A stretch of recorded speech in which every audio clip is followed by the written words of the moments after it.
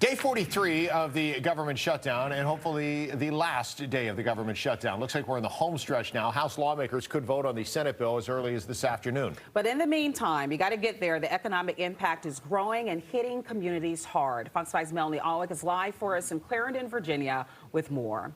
Mel. Hey, good morning, guys. Yeah, let's just talk about Metro to start with. You know, 40% of Metro's peak riders are federal employees, and Metro itself has seen a decrease of 80,000 riders during the day than it had just in September. So that's lost revenue for Metro. Now think about people who aren't coming out of the Metro station, and they're not patronizing local businesses, local shops, those sorts of things. We're seeing economic impacts throughout the whole ecosystem. Now, more than a dozen business and manufacturing associations are urging members of Congress to vote for the latest funding bill and get the government reopened. Members of the House of Representatives are making their way back to D.C., and some are posting their travel journeys, adventures. Some are coming by road trips, some by train, and even on motorcycle to be here for the vote. The bill would fund the government through January 30th, provide full-year funding for food aid programs, veteran services, and the legislative branch, and it also has some protections for federal workers. People tell me they are ready for this to be over. I've seen it impact Northern Virginia pretty bad. Families going without food, pantries running out of food to feed people. So it's been extremely impactful in a bad way. Now, getting SNAP benefits restarted would be a relief to some 42 million people who depend on the food aid. The Trump administration has been arguing that it does not have to dip into emergency funds to pay full benefits during the shutdown.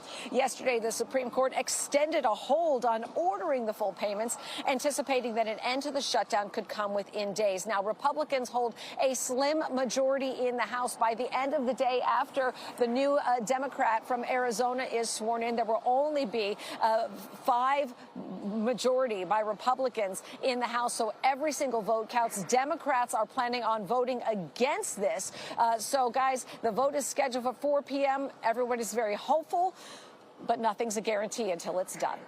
All right, we'll be watching. Turning to the skies now, all over our country, airports are preparing for another round of flight reductions. FAA expected to increase cuts to flights by 8% tomorrow, 10% Friday, after 6% cuts on Monday. So let's get to Makia with how it might impact us.